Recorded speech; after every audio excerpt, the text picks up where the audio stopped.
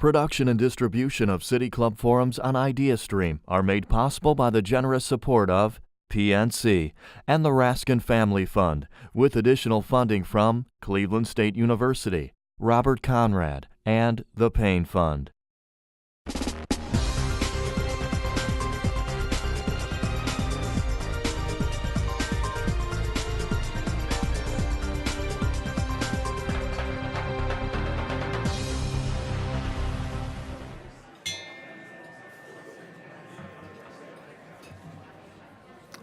Good afternoon, and welcome to the City Club of Cleveland. My name is Michael Goldberg. I'm an assistant professor of design and innovation at the Weatherhead School of Management at Case Western Reserve University, and a proud City Club member as of this week.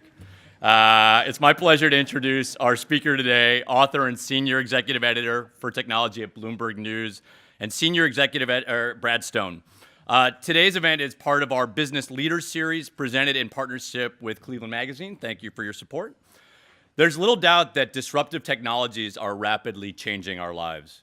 8 years ago, a B&B was just that, a bed and breakfast. Today, Airbnb has become the world's largest hospitality provider, and they don't own a single hotel. Uber and others like it have also altered the world of personal mobility. Uber launched in 2011, and by 2016, they were providing something in the neighborhood of 40 million rides a month, and their valuation is over $69 billion. Brad's most recent book tells this story. It's called The Upstarts: How Uber, Airbnb, and the killer companies of the new Silicon Valley are changing the world. Part of the success formula seems to have involved attempting to circumvent regulations around minimum wage, health and safety, and taxes along the way. There has been, of course, pushback from city councils in Cleveland and elsewhere. Somewhat ironically, at one of the most important interactive tech conferences, South by Southwest in Austin, you actually can't use Uber.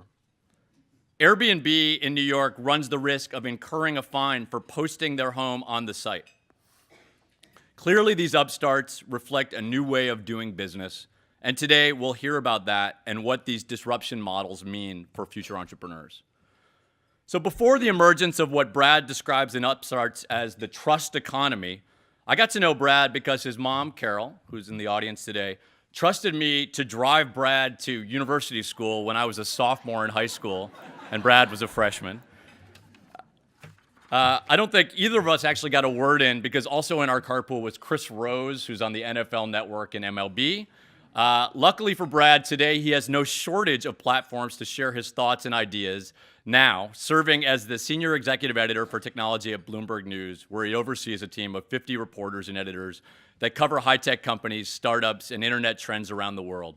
He's covered stories ranging from companies such as Apple, Google, Amazon, Yahoo, Twitter, Facebook, and Chinese internet juggernauts Didi, Tencent, and Baidu. A Cleveland native, Brad graduated from Columbia University. He joined Bloomberg after working for the New York Times, where he had been a reporter since 2006. In conversation with Brad this morning is Amy Eddings, the new host of Morning Edition on 90.3 WCPN. Prior to returning home to Northeast Ohio, Miss Eddings was a longtime host of All Things Considered on WNYC. And she also operates an Airbnb herself. Ladies and gentlemen, members and friends of the City Club of Cleveland, please join me in welcoming Amy Eddings and Brad Stone.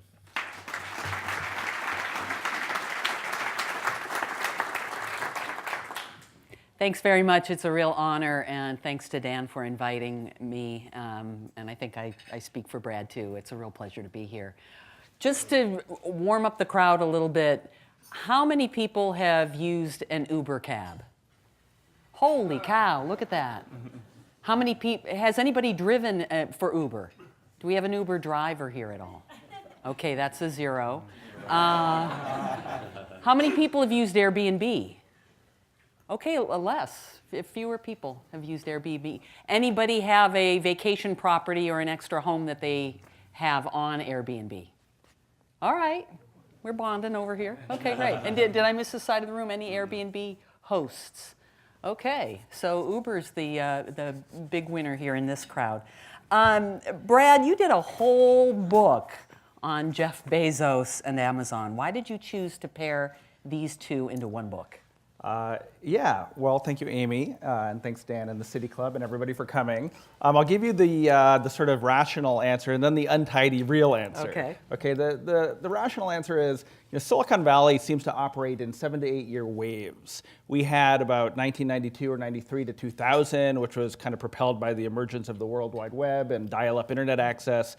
The kind of quieter years after the crash in 2000, and then this new wave, and very deliberately there's a wave on the cover of the book, that is all about smartphone penetration and wireless broadband and GPS and people using their real identities via Facebook online. And I wanted to tell the story of the businesses that emerged from that wave. And I actually had a notion to do more of a composite and perhaps add 3 or 2 or 3 other companies into the book. And these two really emerge as like the dominant winners of this phase. Uber, $70 billion, Airbnb, $33 billion. They've raised a tremendous amount of capital. Here's the untidy answer. These companies are leaving a trail of chaos and conflict and controversy all around the world. I mean, you have taxi drivers blocking the airport in Paris, setting fires to cars in South America, Uber kicked out of Austin and Vancouver, Airbnb protests in New York City. I'm a technology reporter. I don't get to cover, our stories aren't that exciting all the time. It's mostly nerds in rooms, right? And meetings. So these are tremendously parallel stories. They're very exciting. They really have changed our world in the blink of an eye. To think, even here in Cleveland, that I'm coming back home for the first time in probably 10 years. Like, I remember what Cleveland cabs were like, all 3 of them, right? Right. And I'm pretty sure it was the same guy driving all 3. And now you don't need to rent a car anymore. You get around. The city has been enlivened by it. You don't have to stay in a hotel. There's other opportunities via Airbnb. So, they're very parallel journeys, different approaches from the entrepreneurs, and just great stories. Briefly, you said first wave, first phase.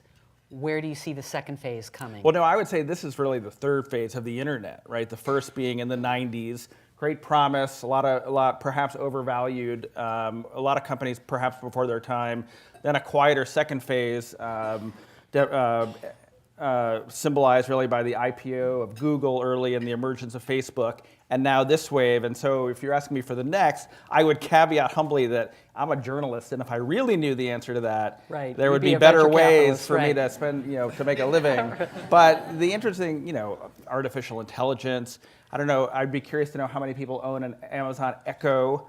Any raise hands? your hands Okay. if you do, because it's a my kids love it. They talk to their computer now. It feels to me like a new way of computing that will one day emerge into our workspaces and probably into our cars, and it's quite powerful.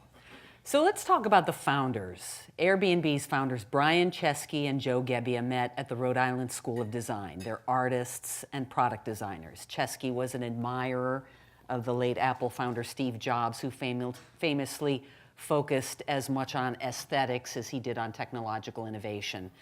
Garrett Camp and Travis Kalanick are entrepreneurs who made lots of money early on with internet startups and were looking for the next big wave to ride. Camp found it in his hatred for San Francisco's inefficient cabs. How did these two very different backgrounds inform the sensibilities of the companies they created? Yeah, I think they absolutely did. This class of company required a different kind of CEO, a different kind of entrepreneur, more of a politician, more of a fighter.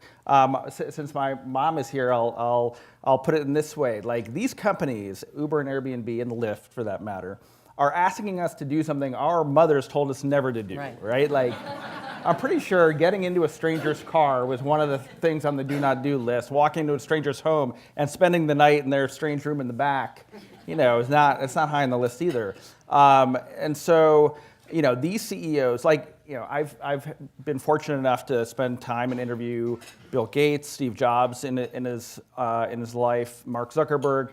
They weren't, particularly Zuckerberg and Gates, they're not charismatic communicators. In fact, it was really hard to get even a full sentence out of Mark Zuckerberg in his early years, and he's much better now. But they didn't really have to be good communicators, right? Their services sort of spoke for themselves and were. Well, you can question whether Travis Kalanick is, is a so good communicator. We'll get to that. But what We'll I mean to focus in on is Airbnb has this fuzzy, warm, It started off as a way to hook up people with fellow interests, starting with a tech company.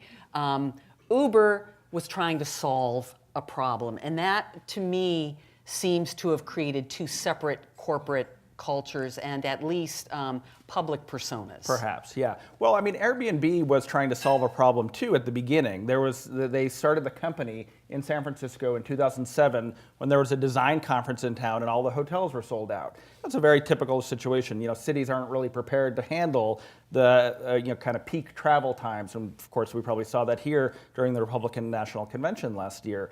And so they hit upon this idea of just hosting people in their own home. It wasn't actually an original idea. Other companies were trying to do that. But I think the design background that these founders had did come into play. They created an environment where people felt safe doing something that was quite strange. And a lot of those early investors came and kind of walked out of the room when they had an investment conversation because it was such an odd idea. These guys, because of their design background, and their implementation of some of the ratings tools, first popularized by eBay, allowed people to feel more comfortable with it, created a payment system that felt seamless. And then Brian Chesky, being a charismatic communicator, was able to come and kind of spread this dogma and eventually get some quite hostile cities to see the benefit of allowing this. Let's talk about their first big blow-ups. Airbnb's first PR nightmare was in 2010 when a woman named EJ returned to her home in San Francisco to find the 19-year-old who had rented her home on Airbnb had burglarized Well, her had and basically trashed her. thrown like a drug orgy. It sounded It was not a good it sounded scene. terrible, your Yeah, description yeah. there. Now, up until that point, Airbnb had no policy in place to handle safety issues like this, despite all of their investors asking them to consider this. Why didn't they? Why was that such a blind spot for them? I mean, they did, but they were insufficient, right? They had not, and Uber has made the same mistake, and we're seeing some of that play out now. In the rush to growth, a lot of Silicon Valleys make this mistake. Where they put their time and attention is everything, and they're prioritizing the hiring of new engineers and a global expansion. At the time of this incident, they had copycats or clones popping up in Europe, and so they're rushing to open up European operations. And building out a professional customer service operation was not high on the list. And so when it happened, they just made every mistake in the book, right? They tried to quiet down the very angry host. They tried to, they tried to kind of step away from responsibility. And at the time, the valuation of Airbnb is beginning to climb. They've got some very well-heeled and prominent venture capitalists, and quite rightly, like the tech community, the media, and then the Airbnb community stepped up and said, this is insufficient. If you're going to get into the middle of this transaction, then you have to do more to guarantee a good experience. And to Airbnb's credit, after kind of getting dragged through the mud of the bad press after this incident for a couple of weeks, they stepped in with what they call the Airbnb Guarantee, and I think now you are insured for like $1 million if things do go sideways. Now, for Uber, the crisis came in 2013, again, San Francisco, when a passengerless Uber driver monitoring his cell phone app for fares struck and killed a 6-year-old girl. Uber denied any involvement, said the driver wasn't providing Uber services at the time. Their liability coverage only applied from the moment a driver accepted a trip to when the passenger left the car. You wrote, such a tragedy had been imminently predictable, and yet Uber hadn't been ready for it. Right. And that was the first of many such incidents, not only for Uber, but for Airbnb as well, which has had various catastrophes. Why didn't that bring them down? Well, so legally, they actually didn't have culpability. There are laws that govern internet marketplaces that say, you're not responsible, you can't be responsible for the behavior of the customers on your network. But, from a public relations point of view, from a common human decency point of view, it was a completely unpalatable response to say, well, he didn't have a passenger in the car at the time, it's not our responsibility. Legally, it might have been true, but the guy, as far as we know, and amazingly, 4 years later, the litigation is still ongoing. Wow. He does seem to have been looking at his phone as he trolled around. It was New Year's Eve looking for a ride, and he unfortunately plowed into a family of 3 walking across a sidewalk. Why didn't it bring them down? I mean, why doesn't, there's been a lot of negative press that has accrued to Uber over the last couple of years. I think fundamentally the answer might be that people value the service and have made it a part of their lives. And when you're fundamentally kind of offer a service that's loved by your customers, I'm not saying it excuses you for anything, but the vast majority of people who have made it part of their life are willing to kind of just go on and keep using the service. So I'm not sure it even dented their growth back then. I'm also wondering, too, if this is indicative of the failure of the self-rating system. Online ratings were supposed to take the place of government regulators, right? Facebook, with those videotaped murders here in Cleveland and in Thailand, has also seen the limits of this libertarian utopia of the web where users self-police. Right. Where are we with that? Wow. Well, that question made me think of growing up, and I can't remember his name, but there was a Pennsylvania politician who gave a press conference and then ended up taking his life on live TV. Do you remember that? Bud Trimble, or I think his name was? And it sort of perhaps demonstrated there's a major drawback of any live venue, which is you're going to get disturbed personalities doing horrible things. And now Facebook has blown, and YouTube for that matter, and Twitter has created a forum where anybody can broadcast live instantly. And there's no intermediate, right? And there's really not much you can do if you're trying to police the service, because if it's live, you can take it down, but there's not much you can do. Now, I guess I'm saying going forward with anybody who wants to follow in the footsteps of an Airbnb or an Uber, come right out of the gate with more muscular checks and balances? Yes. Yeah. Or is that going to limit their ability to be as big as Uber and Airbnb? Isn't their success in part because they flouted all of these regulations and they jumped first and asked questions Well, let's stay on the later? moderating bad behavior thing, because I just want to make one point. All these companies have absolutely skimped when it comes to creating and hiring a group of moderators to identify and remove bad actors from the service. And Facebook, and they irresponsibly launch these platforms like Facebook Live, with small groups to monitor it. And so when you do talk about taking bad things or disturbing videos off the network, it was hours before the Cleveland video got pulled down. And to its credit, but very belatedly, Facebook has gone and hired more people. Airbnb, after the incident in 2010, went and hired more people. They want to preserve the signature of being these high velocity, high revenue companies with low expenses.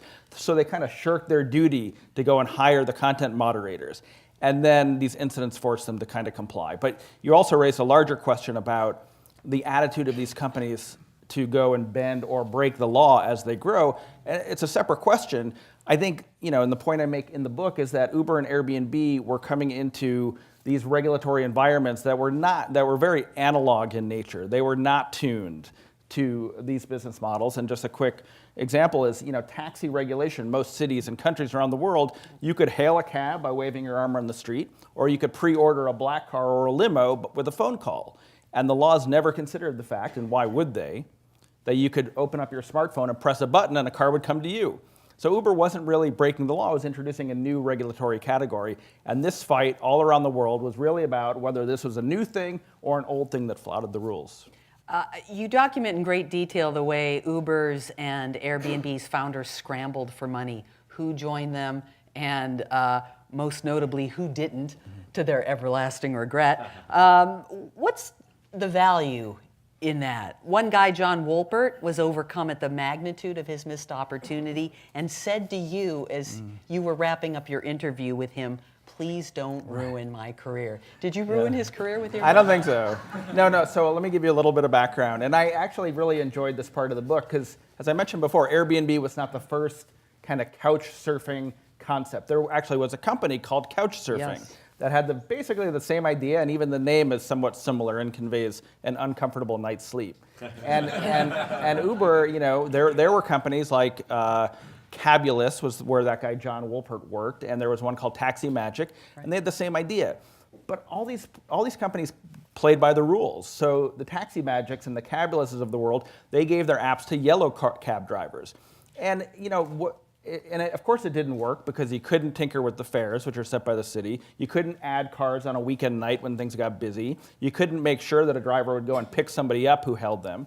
And the point of telling those stories is there are plenty of good, valid reasons to criticize Uber and Airbnb for trampling our regulatory frameworks and for endangering the livelihoods of taxi drivers and hotel owners. But if we value the services, we also have to look at these companies that didn't work, that were too nice, that played by the rules, and that had no traction. So I wanted to illustrate what losing looks like in this category, or what playing by the rules looks like. It got them much less farther. All right, so if somebody's reading your book, an Entrepreneurship 101, at the Wharton School of Business, is I'm taking a sip of water because I know it's coming. Is the lesson to be learned, subvert the rules, do end runs around government officials, stealth marketing? So I would put it, I would say there are two values. One is, I would call one ruthlessness and one idealism, okay? And you have to have them in equal measure. If you're I think with Uber and the troubles that it's in right now, we're seeing ruthlessness and abundance and where it leads. There was also another ride-sharing company called Sidecar that I don't even know if it launched in Cleveland, but it was active in the West Coast and on the East Coast. And they moved much faster than Uber in furthering the concept of ride-sharing, which is anybody can pick up people with their car. You don't need a taxi license. And their cars got impounded in a lot of cities, and they actually went out of business. So, optimizing too far on the side of ruthlessness and relentlessness and moving fast and breaking the rules gets you in an equal amount of trouble.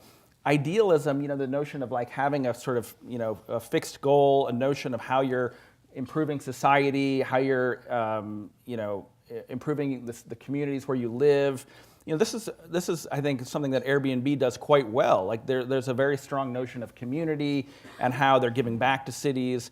And so it's a balance, and hopefully, readers reading this book can see the dangers of going too far to either side. Alex Tabrock of the Wall Street Journal, this is what he got out of your book. Quote, "The first rule of the regulator's oath should be, do not destroy mutually profitable exchanges." So off of that, Brad, what's the takeaway for governments? Regulation stifles innovation? Well, no. Do you just have to wake up to the opportunity and the challenges of new business models, right? The first immune response of most cities was to shut Uber down, right? San Francisco, 3 months after it launched, sent a cease and desist to the company then called Uber Cab. And it was because the head of the Taxi and Limousine Commission, her phone was ringing off the hook with incensed taxi drivers saying they're breaking the rules. Right. Well, San Francisco, much like Cleveland, had a terrible taxi system. The number of cars hadn't increased in probably 50 years. You couldn't get a ride on a weekend night. Going to the airport was like a stomach-churning gamble. You never knew what was going to happen or if you were going to get there on time. And Uber was great for the city. And so I think the lesson for regulators is, you have to contend with these new businesses, and regulations, like everything else in our society, have to change to keep up with the dramatic transformation that technology is bringing to our lives. When I have the opportunity to interview a fellow journalist, I always love to ask the "how'd you get that story" question. Bezos wouldn't talk to you for your book on Amazon. How did you get all the major players, including the feisty Kalanick, to talk to you? Well, for the Amazon book, Bezos did talk to me. It was a strained kind of cooperation, but I sort of ran the same playbook for both books, which was, I like to sort of jokingly frame it, and this is probably a bad idea, but a combination of bribery and blackmail. Okay. Because is this your business model? Yeah, this is my business. Yeah, ruthlessness and idealism. I come in with the book already underway, going with a publisher and saying, "I'm doing this. This is going to be great. You're either in or you're out. Yeah. It will go better for you." Yes. If you participate. That is the sort of subtle message. And, and with Amazon, he said, it's too early to tell the Amazon story, which was remarkable because it was already 15 years in at that point. And then over the ensuing year, 2 years, he allowed me to talk to executives and family members, and I talked to him a couple times. The challenge was they are so disciplined at Amazon that they don't say much. And with this one, I already had the example of the Amazon book, and they were familiar with it. And another advantage is I cover these companies for Bloomberg and our magazine Business Week. And so they're familiar with my work, and I usually have relationships with the CEOs. So Travis, I'm not sure if we're able to swear in this venue, but so I'll abbreviate. Yeah, I'll say we went out to dinner, and I said we were working on this book, and he's like, "There's no effing way I'm cooperating on a book right now," and that was very much Travis. He is kind of a jerk, and then Don't sugarcoat it. Yeah, and then a year went by, maybe 9 months, and and then a new PR. Did you keep on him? Did you? I did. Yeah. Hi, Travis. And there was a lot of turnover thinking. there. Yeah, and in the public relations department, and then there was a colleague of his that finally advised that this was going to happen, and that like all these companies, they want to get their message out, they want to maintain their image. It's in their interest to cooperate, and so eventually they did.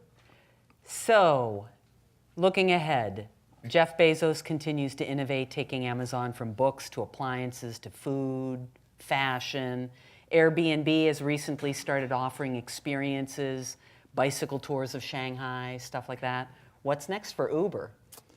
Well, Uber also, all these companies, actually, the newer Silicon Valley companies are very much following the Amazon playbook. Steve Jobs used to be the idol, and now it really is Jeff Bezos. And in fact, when Brian Chesky launched this idea of experiences on Airbnb, he cited the Amazon example as one that they were trying to copy. And Uber very much in the same way is trying to become more of a platform for logistics services inside cities. So the obvious one, and I'm not sure yet if it's here in Cleveland, is Uber Eats. This idea that they will now compete in the food delivery space. And yes, we could say that there is a litany, a universe of potential competitors, but actually Uber has a great advantage because they're already driving the streets in the cities where they operate. And so it's less expensive for them to kind of spin up a new fulfillment network to go and bring people's meals from the restaurant down the street to their home. How big of a deal is this recent news with Google that they lost this self-driving car piece, and they're not allowed to continue innovating on that? Okay, so I'll step back and say, the great existential challenge for Uber is that one day, and it might be in a couple years, it's probably longer, I think it happens to be about 10 years out, we will no longer be driving our vehicles, they will be driving themselves. It seems absolutely crazy. I have sat in the back of many self-driving cars and even a self-driving truck, and there's always a test driver there, and his hands hover, quakingly over the steering wheel, like they're not projecting a lot sort of stomach churning confidence. Experience of going to and the then airport? I'm in the back going like, oh my God, it is driving itself, and it's always like the sun is shining and there's no traffic, and of course, driving is all about dealing with the anomalous situation. So I do happen to think it is far out, but it's probably inevitable, remarkably. And there's so much that has to happen in terms of regulation and just in terms of our cultural comfort with this idea. But Travis at Uber a couple years ago recognized that this was coming and started his own self-driving car division. Now, one potential awkwardness was that one of his largest investors happened to be Google. And Google had really pioneered research into self-driving cars and had its own driverless car division. And then things got even more awkward when Google started talking about its driverless car plans without Uber involved in their demos. Like they were talking about creating their own fleet of robot cars that would come pick you up. And Travis, of course, got quite nervous. He ended up hiring a senior executive from Google to go and build the driverless car division at Uber. Hopefully everybody's following, Google sued Uber over intellectual property theft, and it turns out that executive had downloaded a bunch of files from Google around technology called LiDAR. And this fight is now being waged in a San Francisco court. The judge did not prevent Uber from continuing to innovate. The judge prevented this executive from working on the technology.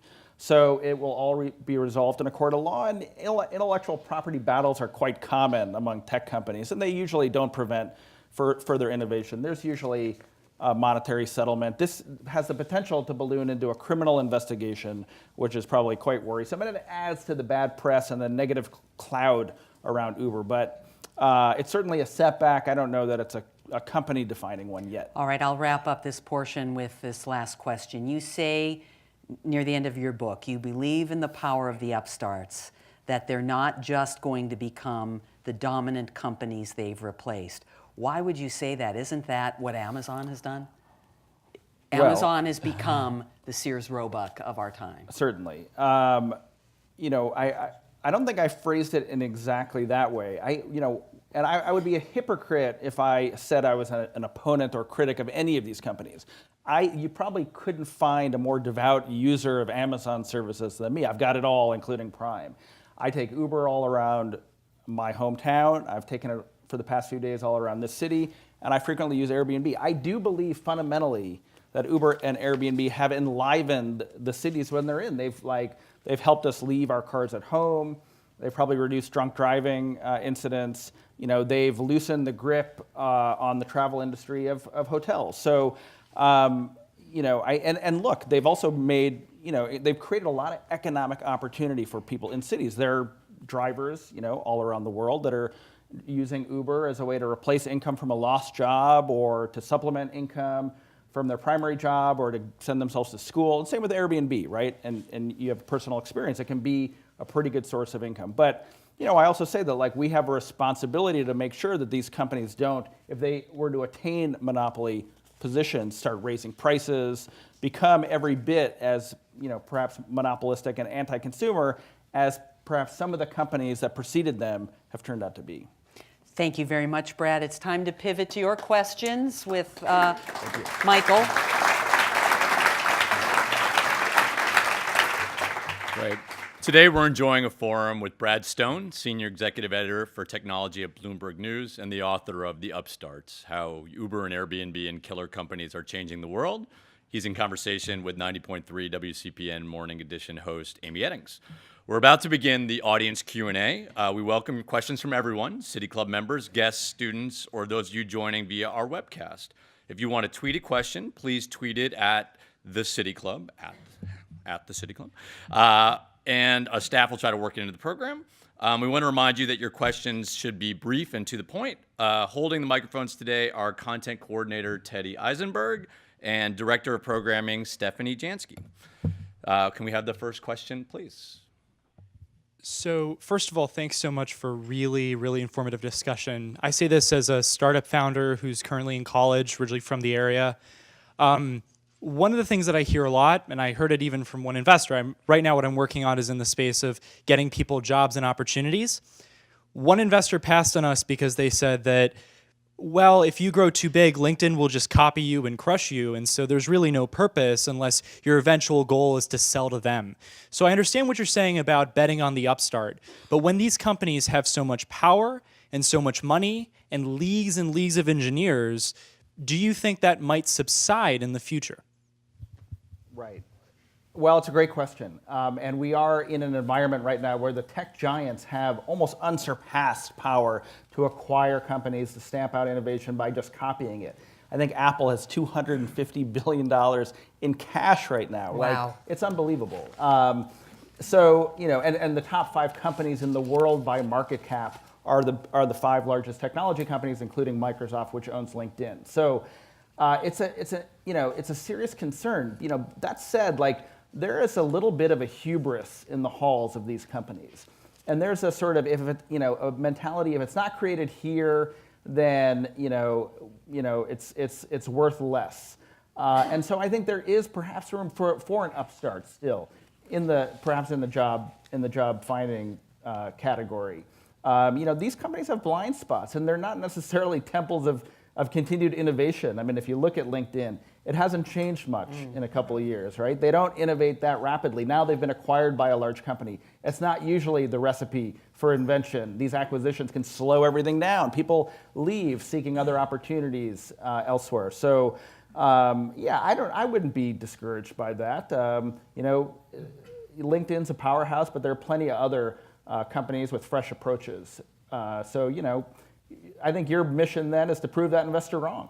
Isn't there a lesson to be learned from Airbnb and their battle against Wimdu and the German, what was it, Samwers? The Samwer brothers, yeah. So this was fascinating. Yeah, this is a chapter in the book covering a group of European brothers whose business model is basically to just copy rapidly the inventions of other startups and to spin them up in Europe. And they amass engineers in these hot, crowded rooms, and they're basically salesmen, and they don't do it. Going back to my ruthlessness and idealism formulation, there's not a lot of idealism around it. And Airbnb, which is a very idealistic company, was able to launch quickly in Europe and beat the Samwer brothers. Brian, I think it was Brian Chase who deliberately took a stand and said he said, yeah, he had the Chesky option said, to join them to sell out, or Chesky, and right. he deliberately He said, we're not going to do it. We're going to go and compete in the market. Yeah. When you build a company by actively circumnavigating regulation, or at least doing so long enough to then exploit network effects, how challenging is it to then seek an IPO? That's a great question. Right now, we are seeing city by city, state by state, country by country, Airbnb go and try to resolve all of its conflicts with local governments. They recently resolved a lawsuit in San Francisco. There was a quite unfavorable ruling against Airbnb passed by the governor of New York. They've agreed to collect tax almost everywhere, including the state of Ohio.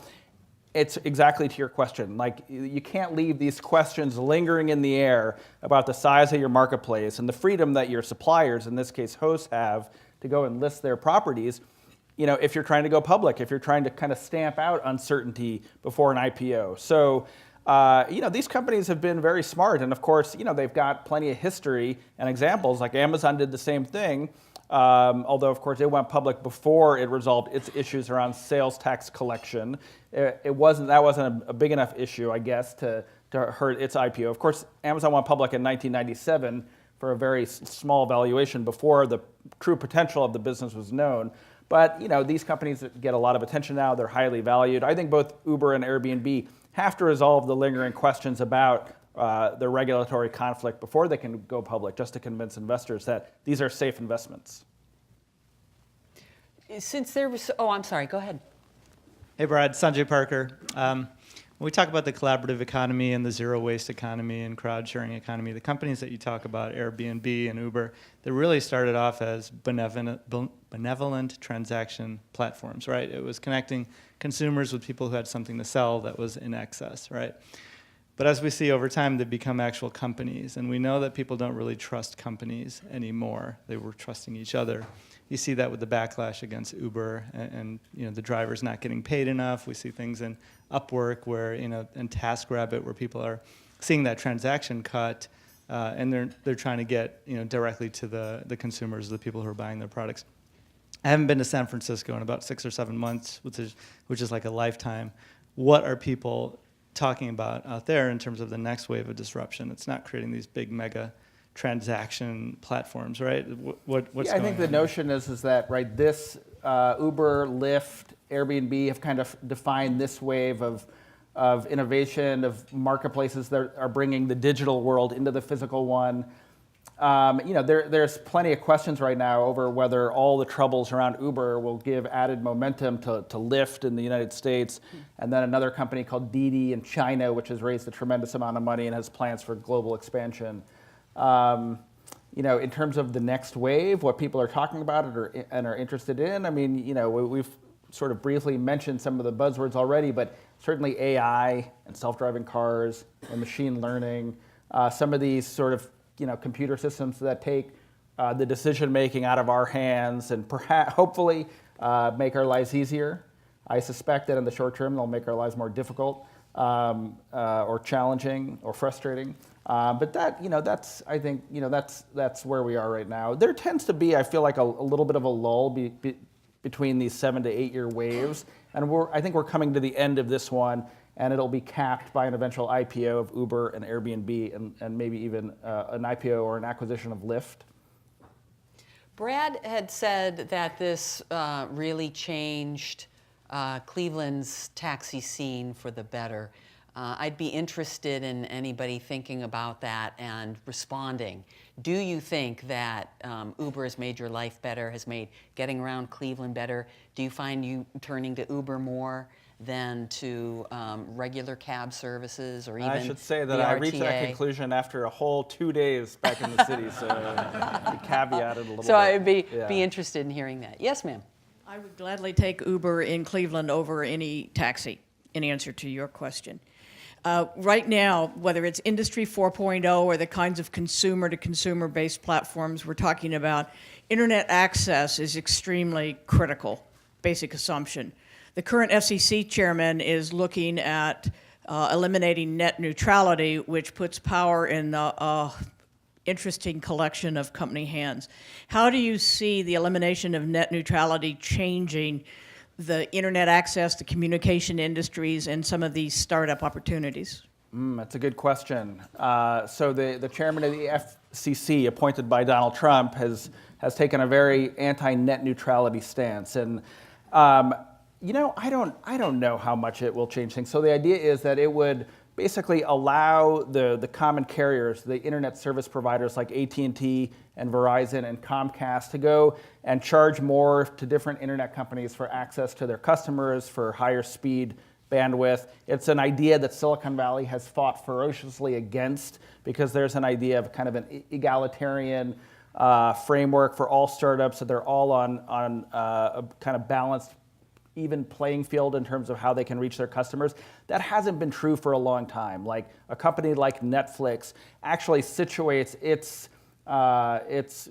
streaming centers near the major hubs of a Comcast or an AT&T, so it can have a higher quality experience when it streams movies to your homes. The same thing is true with Google. All of the large internet companies, have an advantage already that's probably an unfair one to somebody who's small, a startup trying to compete with them. There's a possibility that maybe it will help the emergence of better high-speed broadband.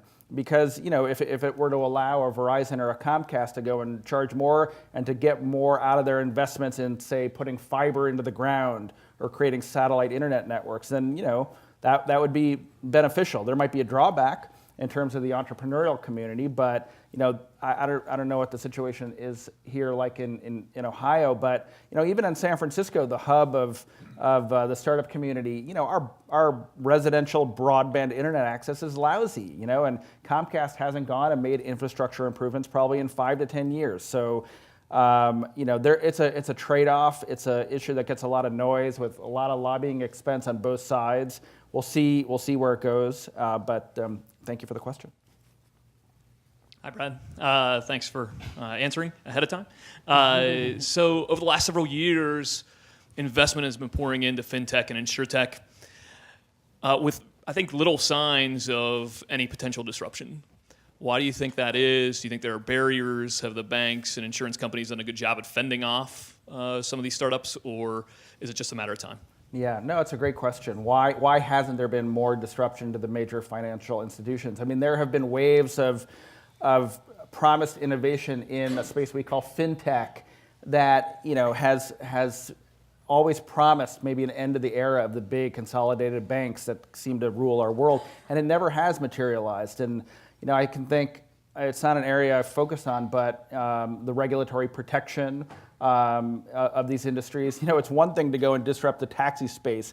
You get into finance, you get into healthcare, and these are regulatory bodies with a little bit more teeth than the local taxi and limousine commission. So that's certainly one. We have seen company after company. There was one called Lending Club that was offering people the ability to kind of take loans or lend money to other people direct. They got into trouble with the SEC.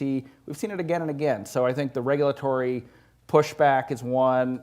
Perhaps people's discomfort at trying out new things, new business models with untested companies. It's one thing, again, perhaps to take a ride or to stay in somebody's home over a weekend, but to go and take out a mortgage with an untested and unproven company is going to be a lot more of a significant risk. So that's something else. And then you just have content.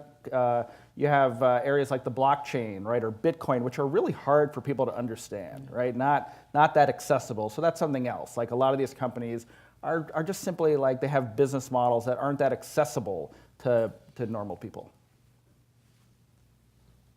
So one of the unique things about your books is you go back into the early careers and even childhoods of some of the entrepreneurs. If possible, are there any unique threads that you see that maybe run across some or most of the entrepreneurs that you've interviewed or written about? Well, I was certainly thinking when I profiled Jeff Bezos, and I went into a little bit of his early history, and his parents had him when they were teenagers, and then his father left his life. And I later discovered his biological father operating a bike shop in Phoenix, and it just occurred to me, that you have leaders like, or just accomplished people like Jeff Bezos, Steve Jobs, Bill Clinton, Barack Obama, Lance Armstrong, right, that didn't know either of their biological parents or their biological father. And like, is there some recipe here? It's not, I don't advise it as a course of good parenting, but, that like, is there something about a kind of challenged or troubled early life that can create, in some rare cases, a relentlessly driven individual? And, Brian Chesky and Travis Kalanick don't fit that bill at all, right? So it's hard to draw conclusions. They're both tremendously ambitious individuals. Travis himself had failed with he had failed with his first startup. He had dropped out of UCLA, and the company went out of business. And then he had a modest success with his second business. And if you live in San Francisco and you're in the business community, you're surrounded by this, this wealth, this egregious success. And he was just really driven to accomplish that for himself. I think the founders of Airbnb were the same way. So it's hard to say what subjective element contributes to such ambition, flexible thinking, and risk taking. That's another thing. It's like the one thing that is unique about Silicon Valley is that there is a culture of almost suicidal risk taking, right? They'll put everything on the line and work like maniacs for years for the chance to grab the brass ring. So both of those entrepreneurs certainly had that in abundance as well. What did the one advisor or guru call it? The Trough of Sorrow, right? The first year of a startup company. Yeah. Well, this is the moment like where the rush of the early funding and the early kind of emergence of the company passes, and then you're left just trying to like get people to notice you, get attention, raise some extra money, keep going. Yeah, I love the name, the Trough of Sorrow, and to cross that desert, it does take a lot of relentlessness. That advisor also called the founders of Airbnb cockroaches, and that was a compliment because it meant that they could survive anything. If they had survived the humiliation of their early years, which was humiliating, they had investors walking out on them, and they kept rebooting the company, and they would have 4 or 5 users in a month. It showed that they had a real perseverance. And in fact, it was the same story with Amazon too. Like Jeff Bezos, when he was trying to raise money in Seattle, went and canvassed like 50 or 60 investors. And this is in 1994. And nobody understood what the internet was or why anybody would want to buy a book online. And he had a lot of people say no to him. So there's something about conviction and perseverance that characterizes all these CEOs as well. It reminds me to circle back to a question that I wanted to ask you, and that was these guys definitely had the vision, but they wouldn't have gone far without the apps. Can you tell me a little bit about the role that Jose Uribe played with Uber and Nathan Blecharczyk played with Airbnb? I mean, these guys had to come up with the algorithms to solve these very complex problems. And if you could talk a little bit about that problem solving. Right, well, so I'd like to say that Uber was invented by a Canadian and programmed by a Mexican engineer. Because Garrett Camp, he was Travis's friend. There we go. There we go, right. He came up with the idea, inspired in part by a scene in the movie Casino Royale. And I was surprised when he told me this, but I looked back at the movie, and in fact, you have a little sort of product placement from Sony Ericsson at the time, this is 2005 or 6, that has a little car moving on James Bond's phone. And he got the idea from Uber, and for Uber from that. And he had a friend in college who was from Mexico who subcontracted the work out to this engineer and his wife in a city called Colima. And that was the first version of Uber. They spent about a year on it, and it was a unique problem. It was not only trying to, marshal kind of make a connection between two parties, the driver who's moving and the nearest passenger, driver. right? The nearest, and this is at a time when GPS is really just maturing, and the iPhone hadn't yet been released. In fact, the first version of Uber was for the BlackBerry, and then they scrapped that when the iPhone came out. And then also. And the real, I think, true genius of Uber, which the previous ride-sharing or ride-hailing companies didn't have, was the payment mechanism. It's just so seamless. There's something miraculous about getting out of the car without the exchange of cash or that awkward swipe of a credit card. And that's something that Garrett Camp figured out, and those early engineers made it work. And what about Airbnb? What did Nathan figure out? Well, the one, and I kind of draw this out in the book, he was one of the co-founders. He went to Harvard. He was actually an accomplished spammer in high school and college. Right. Actually, his contribution his big contribution was getting matching hosts to guests and that payment process into multiple platforms like PayPal. So hosts like me can get money, boom, it appears in my PayPal Right, it's also account. just sort of magically easy. But his real genius, and where Airbnb really had an advantage over couch surfing and really took off, was his email marketing. Right. So he's an accomplished spammer in high school. He puts himself through college, and all these companies have a challenge, which is, again, going back to the Trough of Sorrow, they might have a nice service here, but all their customers are over here. And in this case, it's over at Craigslist, which was the dominant bulletin board in most cities. And Nathan early on devised a set of spam tricks to basically email everyone who would sign up for Craigslist looking to host a property or stay somewhere where they were traveling, and they would get an unsolicited email from Airbnb.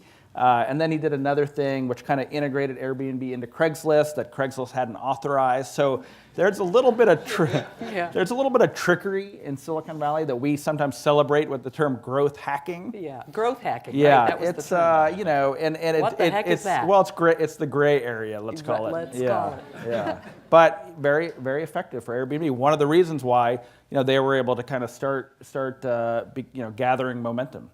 We have time for one more question.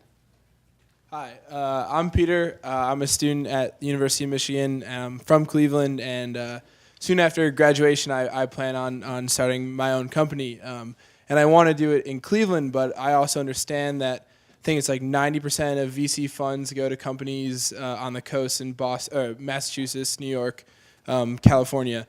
Do you think this is something that's likely to change as our economies, as our nation becomes more connected through some of these technologies that we've discussed today, or should I buy a plane ticket to San Francisco? Well, Peter, how can you growth hack Cleveland? No, thank you, Peter. That's a great question, to end on. Yes. And I have to say, I've spent the last 2 days in Cleveland. I've been talking to a lot of investors and entrepreneurs, thanks to Michael Goldberg, and I have been impressed by the enthusiasm and the momentum, for the startup community here and the passion that's here. You've identified one of the challenges, which is you need a lot of capital to start these companies. The angel funding and seed funding is here, but what about the round A or the B round, where you might need a couple, tens or even hundreds of millions of dollars? It's going to be more difficult here. The other big aspect is, in San Francisco or Silicon Valley, we do have these giant companies like a Google or an Apple that throw off accomplished engineers, that throw off entrepreneurs or potential CEOs. It's going to be more difficult in Cleveland, no doubt, but these things have to get started somewhere, right? And San Francisco, when I moved there in the late 90s, didn't have much of a startup community. It was all down south near San Jose.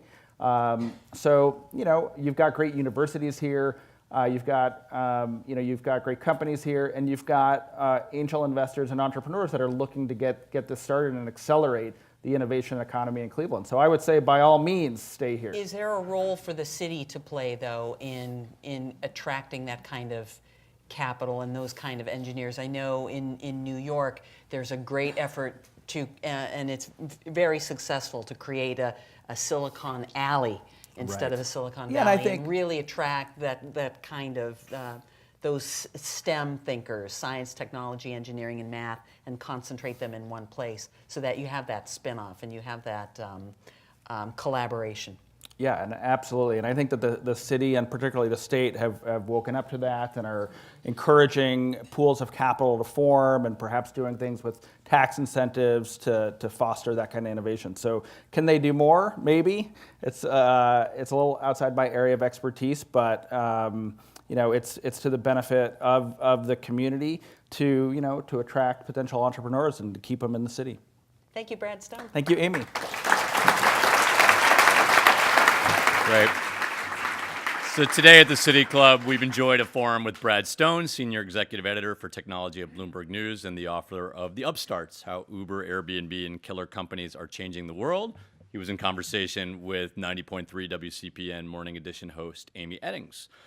Today's forum is the City Club's annual forum on the power of ideas, made possible by generous gifts from Paul Unger and Rena Blumberg, whose son used to drive me to school before I drove Brad to school in the small world that is Cleveland, and the 1,474 celebrants at the City Club's 75th anniversary banquet.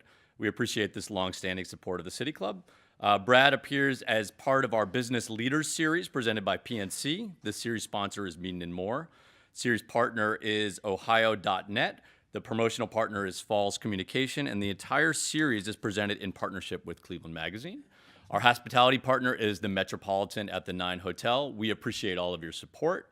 Brad also appears as part of the City Club's Authors in Conversation series, supported in part by the residents of Cuyahoga County through a public grant through the Cuyahoga Arts and Culture.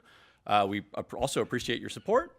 Lastly, we welcome guests at the tables hosted by Flash Starts, the family and friends of Brad Stone, MCPC, Quasar Energy Group, and the Weatherhead School of Management at Case Western Reserve University. We thank you all for being here today. The sale, as Brad mentioned, of Brad's book, The Upstarts, is provided by Cultural Exchange. This is out in the lobby afterwards. And that brings us to the end of today's forum. Thank you, Brad and Amy. Thank you, ladies and gentlemen. The forum is now adjourned.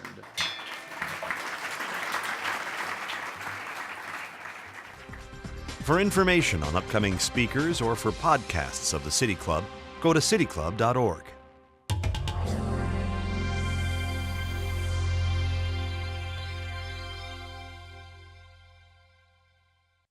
Production and distribution of City Club forums on ideastream are made possible by the generous support of PNC and the Raskin Family Fund, with additional funding from Cleveland State University, Robert Conrad, and the Payne Fund.